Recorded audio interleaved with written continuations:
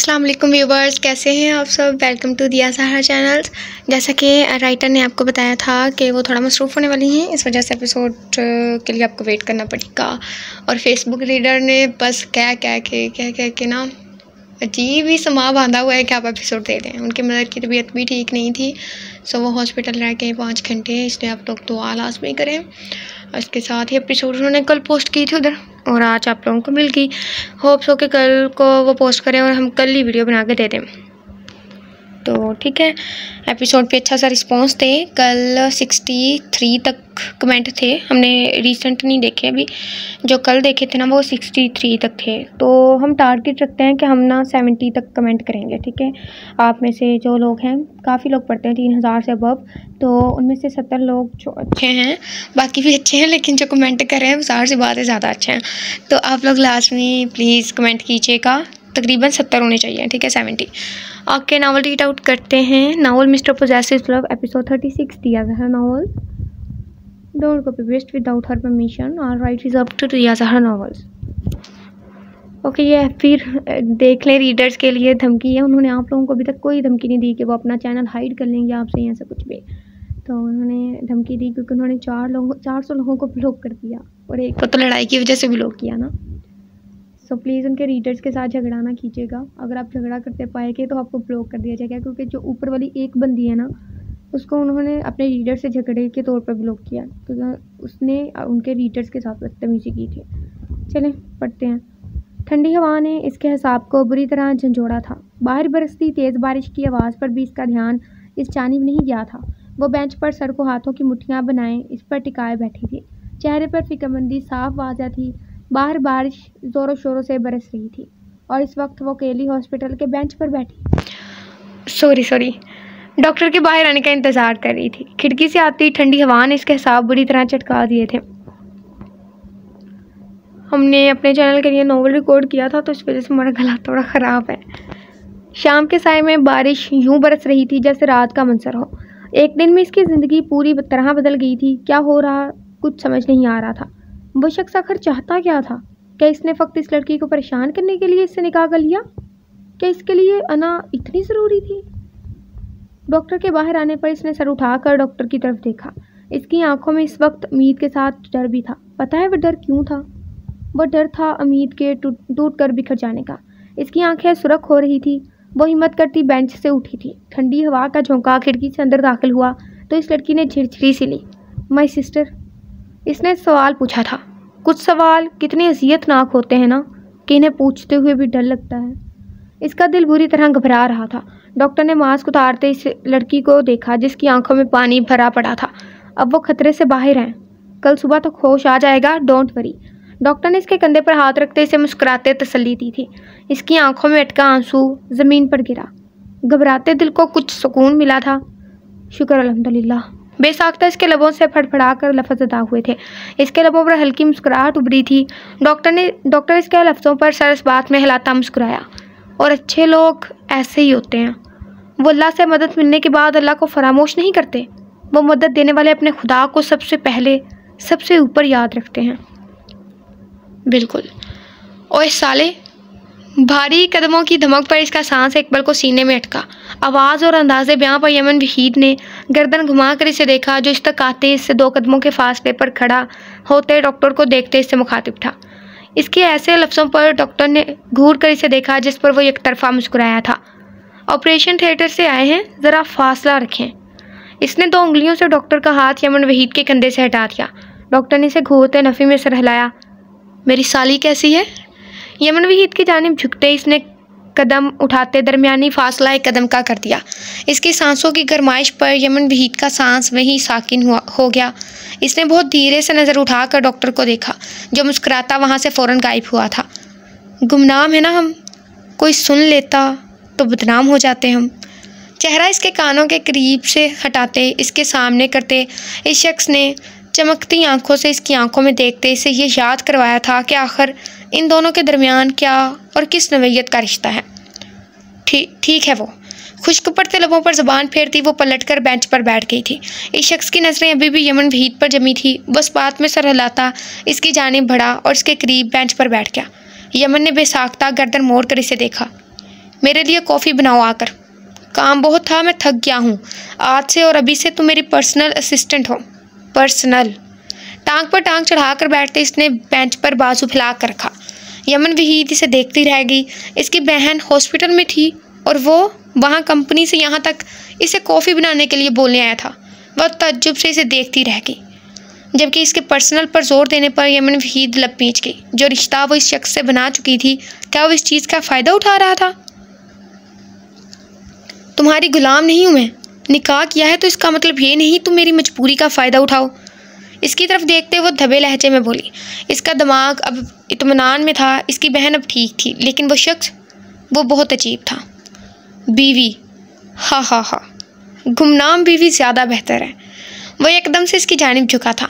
Yemen का sir bench के पीछे फैलाए इसके बाजू पर टिका। वो चेहरा इसके चेहरे से 2 इंच के फासले पर लाते रोक गया था। इसके लफ्ज़ों में तंजियापन था। वो लब पींच गई।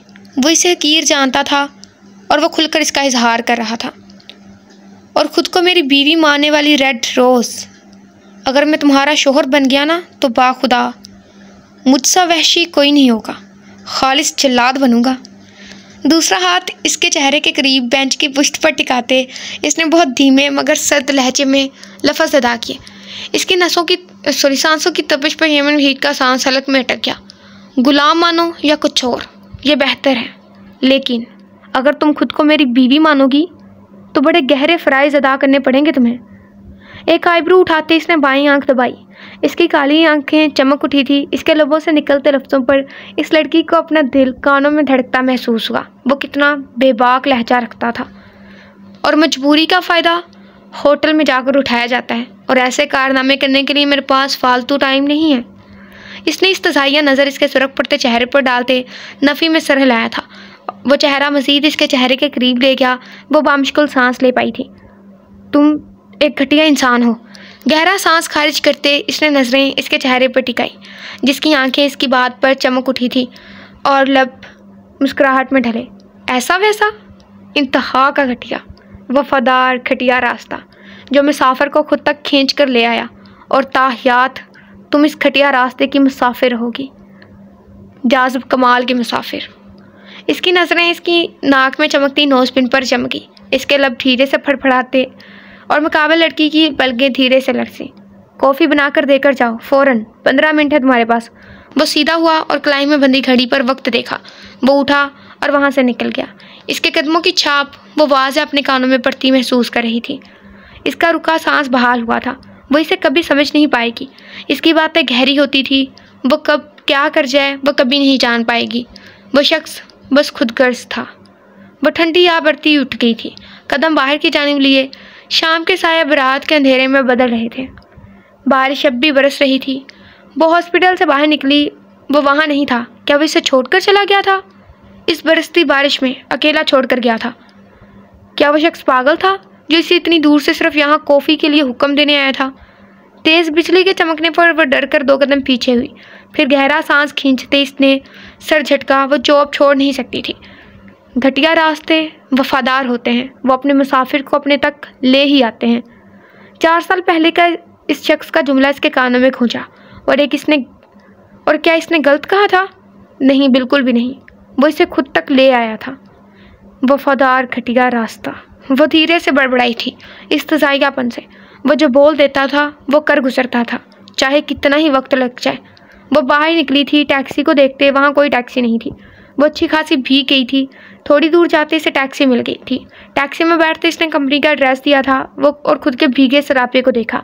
इसने ज़ोर से आंखें मींची। दुपट्टा अच्छे से खुद पर फैलाया। बालों की चिपकी लटों को चेहरे से दूर किया। न जाने वो और कितना इसे परेशान करने वाला था। कंपनी के आगे टैक्सी रुकी और वो किराया देती अंदर बढ़ गई। इस शख्स ने 7 फ्लोर की खिड़की के पार नीचे सड़क पर इस लड़की को टैक्सी से निकलते देखा। वो धीरे से हंसा। इसकी आंखें चमकी थी। वो 7 फ्लोर पर आई थी। सर्दियों की बारिश में भीगने की वजह से इसे सर्दी लग रही थी, लेकिन ऑफिस इंटर होते हीटर की गरमाइश पर इसके हिसाब कुछ हद तक पुरसुकून हुए थे। लेकिन लोगों की नज़रें खुद पर जमी देख इसके खुद के कपड़ों को सेट करते हाथ रुके। इसने आहिस्तगी से गर्दन उठाकर पूरे स्टाफ को देखा। वो लब पींच गई। इसे हमेशा इस शख्स की वजह से लोगों की नज़रें बर्दाश्त करनी पड़ती थी और आज भी वो कर रही थी। वो कदम उठाते आगे बढ़ गई। पानी इसके कपड़ों से होता नीचे फर्श पर गिर रहा था। ये सर की नई असिस्टेंट है? सर कब से किसी लड़की को पर्सनल असिस्टेंट रखने लगे? एक लड़की की दबी सी आवाज़ पर इसके कान खड़े हुए थे। वो खामोशी से चल रही थी। पता नहीं, और ये किस तरह भीग कर जा रही है इनके ऑफिस में। यार, आजकल की लड़कियां भी ना। दूसरी लड़की ने नफ़ी में सर हिलाया था। यमन वहीद का चेहरा शिद्दत तौहीन से सुर्ख पड़ा था। वो सख्ती से होंठ एक दूसरे में प्रविष्ट करके, दुनिया ऐसी ही होती है। अगर एक लड़का और लड़की सड़क पर चल रहे हैं तो दुनिया सबसे पहला क्यास ये लगाएगी कि वो दोनों मोहब्बत करते हैं, चाहे वो बहन भाई हो या इनके दरमियान कोई और रिश्ता हो। लेकिन दुनिया जिस बात पर खुद मुतमईन होगी वो वही अंदाज़ा, वही बात दूसरों के बारे में बोलेगी। वो खुद के इत्मीनान को देखती है, दूसरों की इज्जत को नहीं। वो ऑफिस के करीब गई थी। हल्की दस्तक पर इजाज़त मिलने पर वो दरवाज़ा खोलती अंदर दाखिल हुई थी। Where is coffee? इसे खाली हाथ अंदर आते देख चेयर पर बैठे शख्स ने आईब्रो चुकाई थी। मैं तुम्हारे पैसे लुटा दूंगी, लेकिन मैं तुम्हारे इस ऑफिस में काम नहीं करूंगी। ज़बत के मारे इसका चेहरा सुर्ख पड़ा था। वो चेयर से उठा। इसके लबों पर मुस्कुराहट उभरी। नामुकम्मल तलीम के साथ तुम्हें कौन जॉब देगा? मैं अपने पैसे ज़ाया नहीं करना चाहता। इसने कोट उतारते संजीदगी से कहा। यमन वहीद ने अफसोस से शख्स को देखा। जैसे तुम हो वैसे ही तुम्हारे साथ काम करने वाले लोग, वो हकारत से बोली थी। इसका बस नहीं चल रहा था इस शख्स पर जो बड़े सुकून से इसके हर सवाल का जवाब देते इसे आग लगा रहा था। मेरे साथ तो तुम भी हो, गुमनाम बीवी। अपने बारे में क्या ख्याल है तुम्हारा? इससे एक कदम के फासले पर आकर रुकते इस शख्स ने हाथ बढ़ाकर अपना कोट पीछे से इसके कंधों पर फैलाते इसे आगे से सही करते आईब्रो उठाकर सवाल किया, जबकि इसकी बात और हरकत पर वो इसे देखती रह गई। गुमनाम हो, लेकिन इज्जत तो होना, एहतियात ज़रूरी है। इसकी जानिब झुकते इसने इसके कान के करीब सरगोशी की थी। बहकती सांसों का लिमिस अपने कान पर महसूस करते वो बेचैन हुई थी। इसने गहरा सांस भरा। मुझे कोताही कबूल नहीं। हाथ उठाते इस शख्स ने धीरे से इसके कान की लू को 2 उंगलियों के दरमियान मसल डाला था। इसके तपिश भरे लिमस पर यमन वहीद की आंखें फैल की। इसने नज़रें इस शख्स के चेहरे पर टिकाई। जाओ कॉफ़ी लेकर आओ। वापस सीधा होते वो पलटते बोला था, जबकि वो कुछ पल वहीं खड़ी इसकी पुश्त को देखती रही, फिर खुद के वजूद पर मौजूद इसके कोट को। वो इसे नहीं समझ सकती थी। वो ऑफिस से बाहर निकल गई। स्टाफ की तरफ जाते इसने पहले डेस्क पर मौजूद लड़के को मुखातिब किया था। कॉफ़ी मशीन किस तरफ है? इसने संजीदगी से इस लड़के को देखा जिसने काम करते सर उठाकर सामने खड़ी लड़की को देखा। आप नहीं है ना? आए लेकर चलता हूँ। वो धीमा सा मुस्कुराया था। यमन भी धीरे से मुस्कुराई। अच्छा लगता है जब कोई बगैर जज किए बस मदद कर देता है। इसके कंधों पर कोट को देख वहाँ कई लोगों ने इसे अजीब हकारत भरी नज़रों से देखा। लोग दूसरों को अपने इंटरटेनमेंट की बिना पर, खुद की सोच की बिना पर जज कर लेते हैं, बगैर कुछ जाने, बगैर कुछ समझे। और ऐसे लोग बस दूसरों का कॉन्फिडेंस लो करते हैं। ये हम पर होता है, हमें अपना इत्मीनान बरकरार रखना है या लोगों की नज़रें और बातों का असर बरकरार रखना है।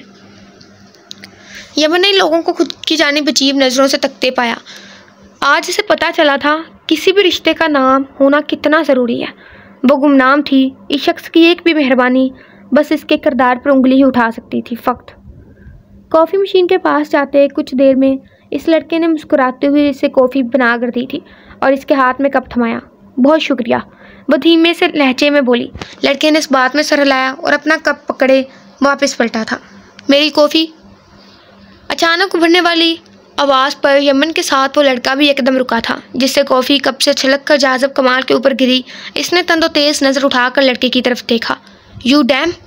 वो दांत बुरी तरह पीस गया था। इसकी शर्ट पर कॉफ़ी का दाग लग चुका था। साथ गर्म कॉफ़ी गिरने से इसके जिस्म में चलन सी उठी। सॉरी सर, वो गलती। इसकी सुरख आंखों में देखते वो वर्कर बोलते बोलते रुक गया। यमन ने चौंक कर इसे देखा। वो किस कदर गुस्से में रहने वाला शख्स था। कोताही बर्दाश्त ही नहीं है मुझे। You are fire. इसने यमन के हाथ से कॉफ़ी का कप छीनने के अंदाज में पकड़ा जिससे कॉफ़ी यमन के हाथ पर गिरी थी। वो लब दबाए सिसकी रोक गई। इसे इस तरह की कहाँ परवाह थी। वो तो हैरान थी शख्स के ऊपर जो ज़रा सी गलती बर्दाश्त नहीं करता था, और ख़ुद भी तो इसने कॉफ़ी यमन वहीद के ऊपर गिराई थी। इस गलती का क्या? लेकिन वो इसने खुद किया था, और इंसान खुद की गलती कहाँ मानते हैं, वो तो दूसरों की गलतियाँ तलाश करते हैं फ़क्त। बट सर, जाज़ब कमाल पलट गया। जब इस लड़के ने कुछ कहना चाहा था तो इसने वापस पलटकर कहर भरी नज़र इस पर डाली तो वह खामोश हुआ था। वो वहाँ से चला गया। यमन अफसोस से इस वर्कर को देखती इसके पीछे गई थी। वो इसे बहुत कुछ सुनाना चाहती थी। आखिर वो शख्स क्या खुद को किसी रियासत का बादशाह समझता था? वो बगैर नॉक किए धड़ाम से ऑफिस का दरवाज़ा खोल अंदर दाखिल हुई थी। इतनी छोटी गलती पर तुमने इसे फायर कर दिया? वो इसकी पुश्त को देखते हैरत ज़दा लहजे में बोली, आंखों में हैरान की थी। गलती छोटी हो या बड़ी फ़र्क नहीं पड़ता, गलती सिर्फ गलती होती है। और जानती हो ये शर्ट जो इसने ख़राब की, इसकी 1 महीने की सैलरी थी। दूसरी बात, मुझसे तमीज़ से मुखातिब हो। ये तुम क्या है? हाँ। कुर्सी पर बैठते इसने कॉफ़ी का घूंट भरते दरिश्तगी से कहा था। इसकी बात पर यमन लब पींच गई। ज़रा फ़र्क नहीं पड़ता ना आपको सर, किसी की ज़िंदगी बर्बाद करके? वो सर पर जोर देते बोली थी। इसके लहजे में एकदम बहुत कुछ टूट सा गया।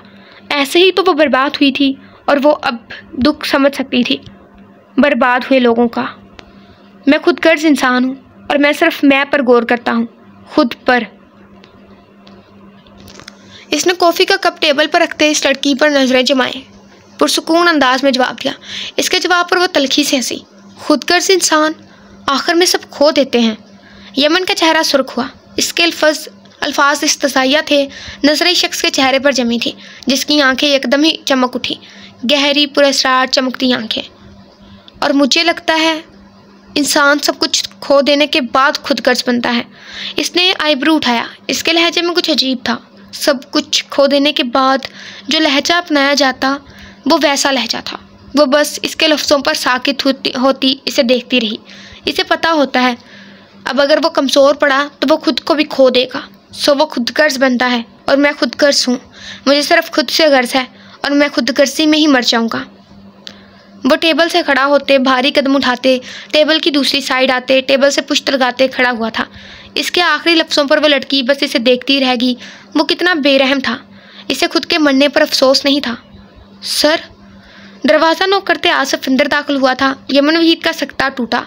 नजरें शख्स की काली आंखों से हटाकर इसने गर्दन मोड़कर आसिफ को देखा जो इसे वहाँ देख नज़र झुकाए खड़ा था। सर, किसी ने नुमान मलिक की वो पर्सनल वीडियो लीक आउट कर दी और नुमान मलिक ने खुदकुशी कर ली। आसिफ सर झुकाए बोला। इसकी बात पर जाज़ब कमाल के माथे पर बल नमूदार हुए। यमन ने बेसाख्ता इस शख्स को देखा। अब इनकी कंपनी के साथ रीसेंट डील आपकी थी तो मीडिया आपसे सवाल करना चाहती है। आसिफ ने मजीद इसे बताया था। इसने हंकारा भरा। यमन वहीद नासमझी से वहाँ खड़ी थी। मेरे पास फालतू वक्त नहीं है। और किसने की लीक वीडियो? इसने कुछ सोचते सवाल किया था। आसिफ ने सर उठाकर इसे देखा। किसी ने दुश्मनी निकाली है सर, कोई दोस्त था इसका, नुमान मलिक ने इसकी बहन। आसिफ ने इसे बाकी की बात बताते बताते रुक गया तो इसने एक नज़र यमन वहीद पर डाली। ठीक है, तुम जाओ और कायान को फ्लैट आने को बोलो। इसने आसिफ को वहाँ से भेजा था। इसकी बात पर आसिफ सर हिलाता वहाँ से चला गया था। इसने दूसरी नज़र यमन वहीद पर डाली। ऑफिस का ऑफ हो चुका है, अब मैं सर नहीं रहा। क्या तुम इसलिए यहाँ खड़ी हो कि मैं शोहर बनूँ? इसकी जानिब कदम बढ़ाते इसका लहजा गंभीर हुआ था। इसकी बात पर इस लड़की ने चौंक कर इसे देखा। इसके उठते गिरते कदमों की आहट पर वो सहम गई थी। तो क्या ऑफिस में अब कोई नहीं था? ऐसी ओछी ख्वाहिश नहीं रखती मैं। इसने सर उठाकर इसे देखा जिससे 3 कदमों के फासले पर आकर रुका था।